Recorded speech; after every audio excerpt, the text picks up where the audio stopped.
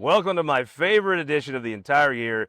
We are here at the Missouri State Fair for This Week in Missouri Politics with the 58th governor of the great state of Missouri, Mike Kehoe. Welcome to the show, and what a way to kick off the fair. You know, Scott, you laughed when I said it, but this is actually my favorite edition of your show as well. So thank you for having me at the fair, and thank you for showcasing what Missouri is all about. It is a special time. There's so many cool things to do. I love to bring Gussie, but really it's the people that you get to run into. There's folks that I only really get to see maybe a couple times a year, but one of them, and the time you get to sit down and talk hogs, dogs, and logs is at the fair. Yeah. Well, I've already went through the horse barn this morning because I saw a horse I really liked, and I asked the guy, I would never sell this horse if I were you, but if you do, I want to buy it. So I've been exchanging some information, but you're right. We see a lot of great friends here. As you know, we've traveled pretty heavily around the state. You made the rounds. And we've made friends from one corner to the other, and you try to keep up with those folks, but you almost always see a lot of those people right here in Sedalia, so it's awesome. So when you come to the fair, what's your favorite part of the fair? Really, it's the livestock barns. You know, I'm a cattle producer, so I love to see these young men and women getting those steers ready in the morning for show, washing them underneath one of the overhangs. It's just really cool to see that in the morning. And then, of course, some of the horse events, whether it's the draft horses or cowboy shooting sports, what will happen the first 2 days of the fair. I know a lot of people in that industry, and so I love going through the livestock barns and seeing what's going on. I like to take Gussie to the livestock barns, and then when we're in the truck on the way home, he'll come up and say, well, what about this? Well, what was that?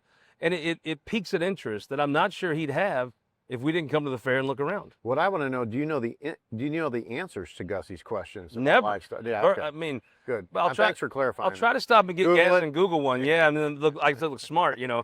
Or sometimes I'll try to copy some of your colleagues and I'll try to fake it through, but he can tell. He's getting old enough to tell. Yeah, yeah. Well, I think first thing this morning, he should be eating ice cream with Claudia and I at the Gherkin Dairy Barn. So that would be great breakfast for Gussie. Since you know he can hear this, I guarantee he will be there. Oh, yeah, his eyes just lit up. Yeah. So the fair, you're building a terrific new building on the far side of the fair. Tell folks about it. Well, the Governor Parson, Michael L. Parson Arena. And I tease Governor Parson all the time because my middle name is Leo. So I said it could be Michael L. And we could get rid of a few letters. Yeah, but no. Mike Parson, as you know, loved the fair, loves agriculture, worked really hard with the legislature to get that building built. They're giving tours of it this year, but it'll actually be done next year. And then this year's legislature, to complement that, approved $55 million investment in the fairgrounds for a few repairs in some buildings, but mainly for a stalling barn that's going to go next to that arena. We will have world-class shows in Sedalia, Missouri, all year round, not just at the state fair, next to and in the Michael L. Parson Arena. It's going to be fantastic. I feel like there's been in the legislature a renaissance of folks that care about the fair. And I think Governor Parson deserves some of the credit for that. It's not that the legislature didn't care about the fair. I just think I hear it talked about a lot more in the last several years. And that's really a credit to you and Governor Parson. Well, you know, the fair is nonpartisan. You will see, and we've seen in the past years, as many Democrats as Republicans that come, as many people from the city as rural Missouri that come here.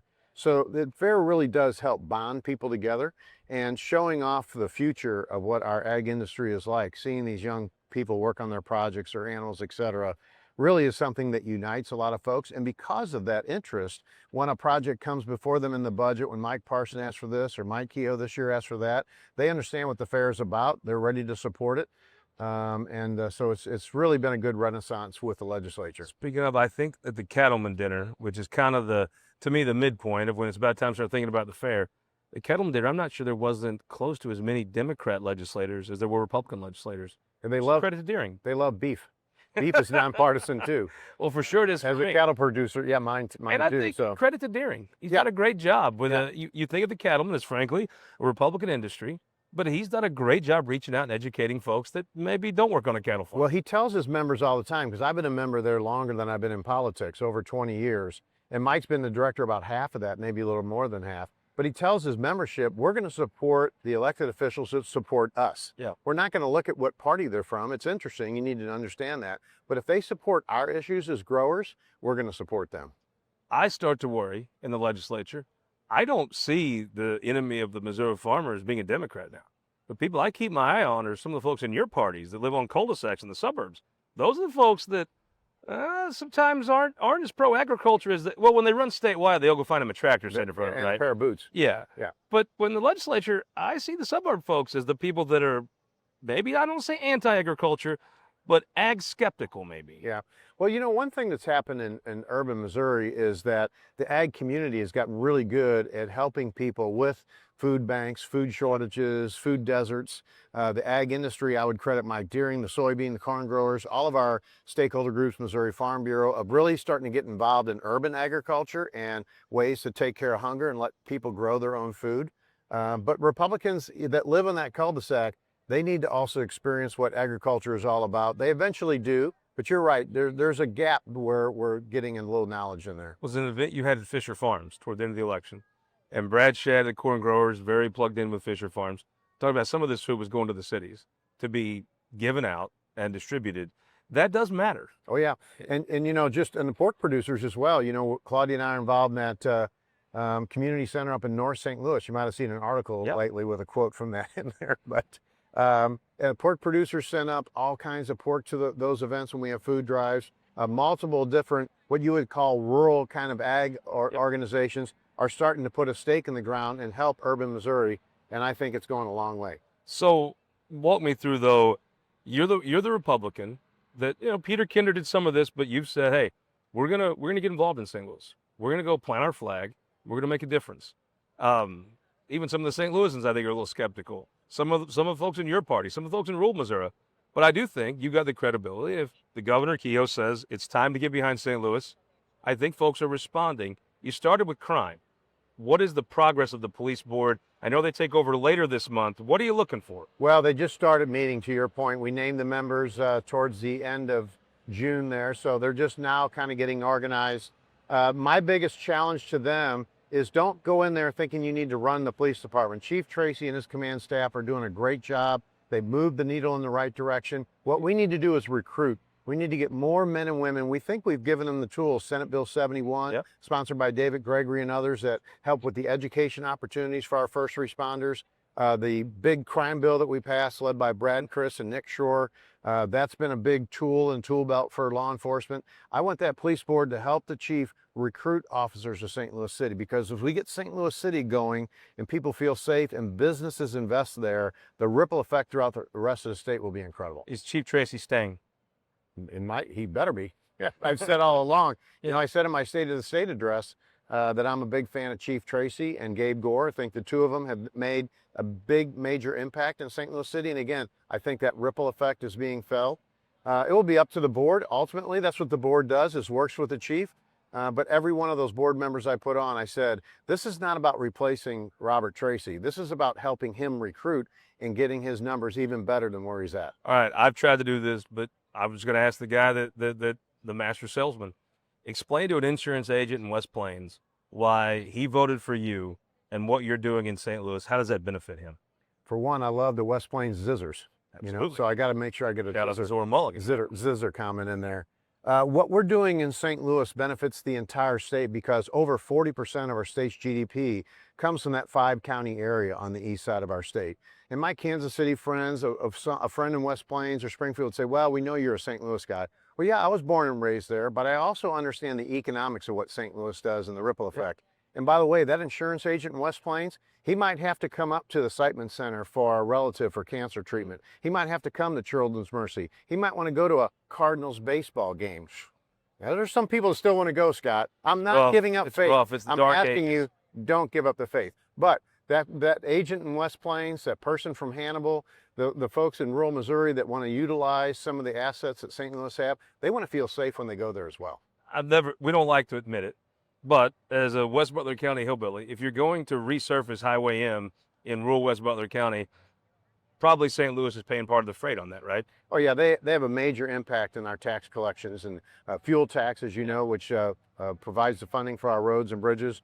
A major piece of that comes out, again, of that 5-county metro area. Yeah, what can folks start to look for? I mean, you're telling folks in this party, if they're Kehoe folks, time to get behind St. Louis. Right. What are some of the things that folks could look for to find success? Investment in the area. Okay. Investment in the city, investment in the county. The ripple effect will be there for them. And as they see businesses open for retail or manufacturing, employees are safe, owners feel safe investing, that's what they're going to see. And I've said all along, that's the barometer. That's the measurement tool I'm going to look at.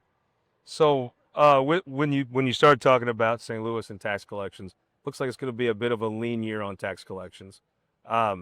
You've been a leader in cutting taxes. To me, incrementally cutting income tax, the scoreboard wouldn't show it's worked.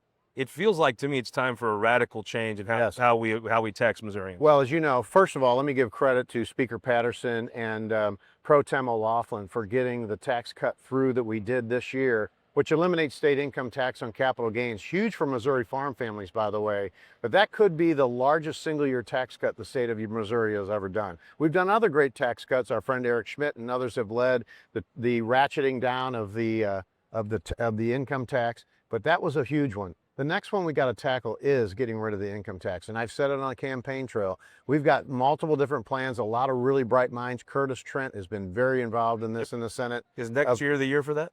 Well, yeah, and it's got to be responsible, though, because we're not going to sacrifice services. We're not going to defund police or fire departments. It's true that you're going to have to move the tax burden from income and shoulder some other. There's a trade-off. It's got to be a big idea, right? Yeah, it is. This is not a simple problem. It probably doesn't have a simple solution. You're going to like it. Missourians are going to like it. That's my prediction.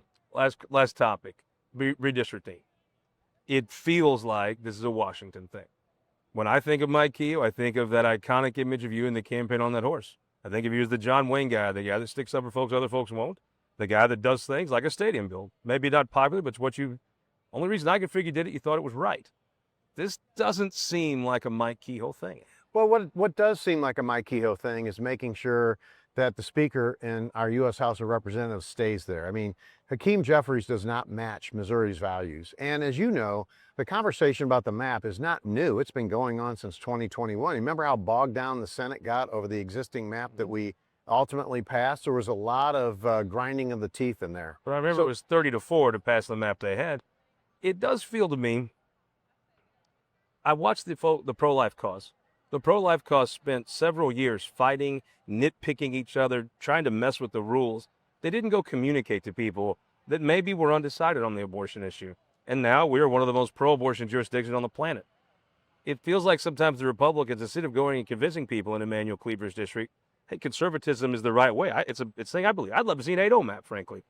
But instead of convincing them, it feels like you're rigging the rules. By the way, Representative Jeff Knight last night told us he got his yellow pad of paper out and he figured out a 9-0 map. It wasn't hard to tell. If he wasn't a rhino, he would have That's from McLeod County, but there's only 8, Jeff. We're going to have to redo this. Well, if he wasn't a rhino, he'd have drawn a 10-0 map. That's true. But to your point, and I think this is leadership. I credit Tony Luxmeyer, Cindy O'Laughlin, and others who have come together, Jason Bean, and really brought the Republican Party together. Even the folks who say they're Republican but part of one of the other caucuses, they're working together to try to figure this out. You mentioned the special session. We would have never got the special session done without help from Nick Shore and Brad Hudson and some of the other guys. So, working together, we figured out that Republicans working together ends up being a much better solution for the state. Can you tell Missourians that whatever map is sent to you, it'll be something you approve, not something that's done in Washington? I can tell Missourians that whatever map that comes to me will be something that I'm in favor of. You think it's going to happen then? Well, I would say there's a chance, but, there's some moving parts that we've all got to put together, and we're going to work really hard to try to figure out a path. Governor Kehoe, thank you so much for the time. We got to let you get back to enjoying the state fair. Hey, thank you for showcasing this great state fair. Claudia and I love it here, and we're grateful that you're highlighting what the great things we have to offer here in Missouri. It's like what you said at Leather Night at the foundation dinner. You like the fair. I like the fair. Yeah. This is my favorite place to come. I love it every year. It's an enjoyable thing. Yeah, we love the fair. Our staff told us, we'll get you in the fair a day or two, and Claudia and I like, no, we're going 5 or 6 days. We like the fair. Well, Governor, we'll see you around the fair this week. Thank you so much. All right, buddy. Thank you so much. We'll be right back with the director of the state fair, Jason, after this. For more than a century, the St. Louis Carpenters Union has shaped our communities. Through trusted alliances, we deliver skilled professional craftspeople while our business partners provide the kind of quality jobs that keep our economy humming. It's a blueprint that has worked since 1882. Turning Missouri into a right-to-work state stalls progress, wipes out jobs, and kills momentum. Right to work is wrong for everyone. Let's keep Missouri moving forward. Visit carpdc.org to learn more. Missouri farmers have been doing what's best for their land for generations. After all, no one knows what it takes to feed and fuel a growing global population better than they do. So why are trial lawyers threatening Missouri farmers' best defense against weeds? Our farmers don't need to be controlled. They need to be supported. Keep glyphosate in our state. Show your support at TakeControlMissouri.com. Paid for by Modern Ag Alliance and support of Missouri farmers.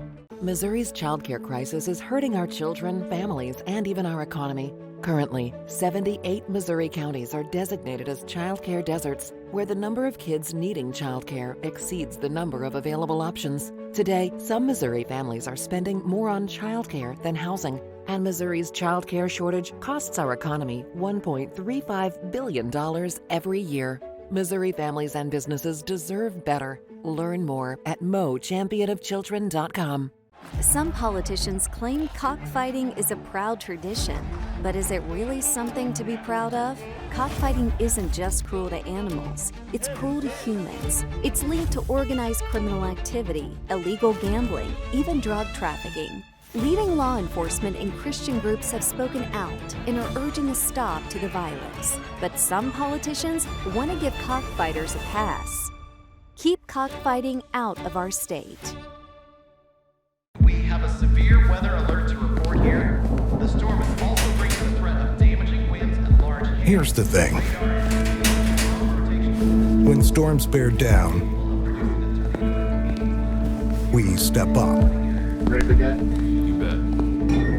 Our teams are always ready to keep your power strong. Ameren.com/poweron. Welcome back to This Week in Missouri Politics, my favorite show of the year here at the Missouri State Fair, right here on the Midway in beautiful Sedalia, Missouri, with the director of the Missouri State Fair, Jason Moore. Mr. Moore, thank you so much for joining us. It's opening day at the fair. Is there a better day at the fair, Scott? There is not. It's so much fun. There's music, there's rides, food. You know I like the food. Tell me, what is your favorite part of the fair? Well, where we're standing, I really like the music. So there's sound checking right behind us, but that's part of it. You know, that we're going to go well into the night with concerts and things like that. So that's an awesome part of the day. Awesome, you know, the awesome menu, the food all over the fairgrounds. But, you know, when people ask me what's your favorite part, it's difficult in my role. It really is, because I'm just fortunate enough to have a broad understanding of a lot of it. But if I had to pick one thing, I think it would probably be, I would sit down in the Coliseum or the Swine Barn and watch with the youth of our state exhibit the project that they've been working on all year. So that's probably the hidden gem for me. So what's new this year that folks haven't seen before? So we've got a lot of things, you know, new and fresh is what you do in the fair business, I feel like. So we've really spiced up our barbecue competition with the Duran Cherry Foundation and their involvement. Anheuser-Busch came on as a sponsorship, but your question was things they haven't seen before. And I think the one thing this year that most generally I'd bet pretty good money that a lot of people haven't seen is the world's largest rubber duck. And we have a 6.5-story rubber duck on display outside the exhibition center. I saw it last night. It's lit up. WK Jeep came on as a sponsor, so we've got a lot of Jeeps showing up to be on display there. So come see the duck. I have seen more and more sponsorships the last couple years. It feels good that so many groups that maybe over COVID and things might have not been, it feels like you're building more and more every year with the fair. You know, hats off to our marketing team throughout the year to be creative, and it takes partners to put this on. We can't do it alone. CFM Insurance is a great example of a true partnership in the Missouri State Fair. So ton of sponsors, couldn't pretend to name them all, but absolutely could not have the fair without those friendships and those partnerships. So new that's building this year, but it'll be ready for next year. Tell me about the Parsons Center. That's something I'm personally excited about. It's really cool. So we broke ground. Obviously, you were here for that last year. On Legislative Day, we broke ground on the project. Since that time, the warm-up arena is fully constructed. I got a lot of steel for the main arena up in the air right now. And we just took a different approach this year. You think of a construction site and you think of 350,000 people on your property, you think, man, you got to fence that off and don't invite them. So we kind of said, you know, scratch that. We're gonna invite you and embrace it and make it part of your fair experience. So we're routing our trams through the project site. They're actually going to drop you off inside the warm-up arena, get off the tram, do some tours. We'll have a beam signing there. We've got some hard hats for the kids. Just let everybody see, you know, how we're growing and where we're headed in the future. We look forward to the ribbon cutting during the fair next year. I loved it. We got to drive out, and you can drive all the way around it and see. It is a magnificent, it's huge. Absolutely. And it's an exciting thing when you see the renderings of that. of what it's going to add to the fair? Well, it's 150,000 square foot, or nearly 7,000 seats, and this day and age, we're so fortunate to have these historic buildings that we're looking at right now. So, when you build things, the price of things are way different than they were in 1901, and it's just a completely different climate. But Naples and Kinetic, who's our architect, did a great job of incorporating that historic architecture that you see here on the fairgrounds as part of the Parson Arena. So I think it's not going to look like just a brand new metal building. It's really going to highlight the brick features and the archways and the columns with the green roof, and just looking forward to it. It's going to be a great showpiece. And it's a walk through history to come to this fair. You see different governors, buildings named after them, going back to like the early 1900s. But Mike Parson, Governor Mike Parson, he deserves his contribution to this fair to be memorialized with that building. Absolutely. There was no doubt in anybody's mind, I think, when we were fortunate enough to get the funding. We knew who the biggest cheerleader for that building was, and it was Governor Parson. So there was no doubt whose name needed to be on the front of it, and can't wait to get him back here. I know he'll be here this year during the fair, not as much as he was when he was governor, but can't wait to get him back here next year for that ribbon cutting and enjoy that time. Well, speaking of, we just had on the current governor, Mike Kehoe. I'm with you. I thought we better make hay while the sun shined, while we had a governor that loved the fair. But I think we've been fortunate. We may have back-to-back governors that love the fair. When you think of a fair friend, Mike Parson and Mike Kehoe are truly that. Their passion for agriculture and how we showcase it here at the Missouri State Fair is second to none. So fortunate is a great word when you talk about that. Talk about the America 250 and how that's being incorporated into the Missouri Fair. So, fairs in general are patriotic. We really are, just as an industry. We take time throughout every fair and every day to honor a veteran here in front of the Historic Administration Building. And you see patriotism showcased all over the fairgrounds. But next year, with the celebration of the 250th anniversary of our great nation, fairs we're going to start to play into that a little bit. So we've really partnered with that 250 commission. We're going to have some cool logos in the sky for that with our drone show, and then next year you can certainly plan to see more of a patriotic theme as we head into the 2026 fair. Well, you put Pat Thomas on this commission, so I ran into her. She's had me stick Gussie's face through 2 or 3 of the painted murals. I think he was Paul Revere and Ben Franklin already this morning. Those are outstanding. That is someone that is actually in the prison system here in Missouri, and just super talented artist and dedicated his time and these paintings, so they're going to be all over the fairgrounds. Cool thing. When I think of the State Fair, it is not for your elitist, hoity-toity folks. It's for everyday Missourians, and even someone who's, going, as Johnny Cash said, going through a tough time, got to contribute to the fair. I think it's such a cool thing. Absolutely, absolutely. Decisions are made every day. Sometimes they put you in a situation where it's not the best light, but we couldn't do it without our partnerships with Missouri Corrections. They're a big part of how we operate the fair. We keep inmates here year-round out of Tipton Correctional Facility. They help us clean the barns, take out the trash, and we'll run 2 shifts of 50 of those folks during the fair that help us in the full operation of it. Talk to a couple of those guys. They think it's a great thing that much better than an average day if you're in prison to come and give a contribution to something in a beautiful place. It is a nice thing. Absolutely. It's a little bit of their way to give back. It's a little bit, I feel like we can help them out, maybe possibly teach them a trade and things like that. So it's a great partnership. Corrections guys that come with them, they say folks get on their best behavior in the summer because they don't want to do anything that would keep them from coming to the fair and contributing. Why would you not want to come to the Missouri State Fair? Exactly. The 250 thing, so that goes on until next year. I heard rumors possibly the United States Secretary of Agriculture might be here next year. I have heard that. I won't speak to that, but I did. I know I think she's headed to Iowa this year. But I hate that for her. I hope things turn around for her. Well, she'll get a taste of what that fair looks like, and then hopefully she can come see a greater fair next year here in Missouri. We do have a guy in Washington now who's a Missouri guy named Richard Fordyce. He's in high places now. That might help us a little bit. He's got a little bit of pull. Talked to Richard earlier this morning, so I'll put in a good word and see if he can help us out. Tell me about your family. Where are you from? Tell me about your wife. Tell me about the kids. Oh, so I'm born and raised in Saline County, Missouri. Still live in Marshall, Missouri with my wife. She's, I tell you what, when you get into this business, the fair director, the fair industry, it takes a lot of time. It takes a lot of your time away from your family, and it really takes the teamwork between her and I. She's a great supporter of me. She's grown to love the fair just like the rest of us, and she's here every day with me.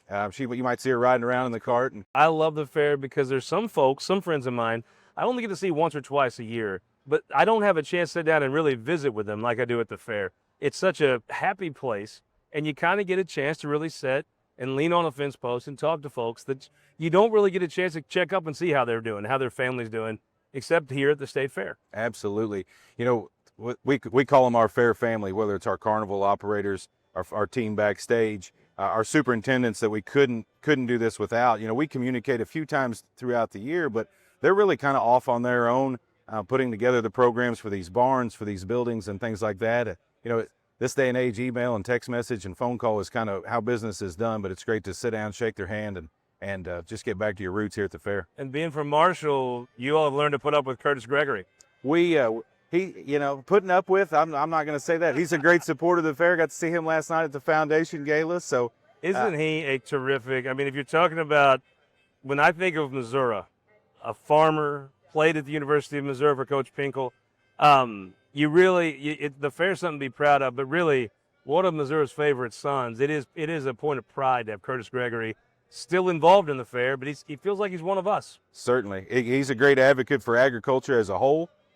Really, it's been awesome to watch his time in the Capitol. You know, I'm down there a few times a year during hearings and things like that, but just to watch him kind of as he's rising, I think he's going to do great things for the state of Missouri in the I think future. you're going to have the United States Senator Eric Schmidt here next week. It'll be fun. Yes, it will. Yes, it will. He's another guy that actually likes to be here. Like, he comes not just for the things he's scheduled to. You'll see him walking around the place, enjoying the fair. It's got to feel good when you're putting on something that guys like Eric Schmidt, they want to be here. You know, it makes us feel good, everybody that comes through the gate, but when you see somebody like that truly loves it and is truly here just to enjoy the fair, it means a little bit more. You mentioned the foundation. Tell folks about the Missouri State Fair Foundation. So the Missouri State Fair Foundation is a 501c. Their goal or mission is cultivating the future of agriculture within this facility. So they do a great job. Their executive director, Carrie Wilson, first class, top notch. Loves this fair. She absolutely loves it. She's become a friend. She's definitely a team member with us. We work so close with them. They've got great things in the future. We couldn't do it without their support. You know, we're a lot self-sufficient, but we get some help from Jefferson City, obviously, on some larger projects, but we really lean on those folks to help us out, you know, to restore these old buildings and give us those things that we need, and not only promote agriculture, but promote the future of it. Jason Moore, Director of the Missouri State Fair, thank you so much for the time. I know it's a pretty packed week and a half for you. It's a fun day. This opening day is always a blast. It's a big blur, so I'm looking forward to the rest of the week. Thanks for having me.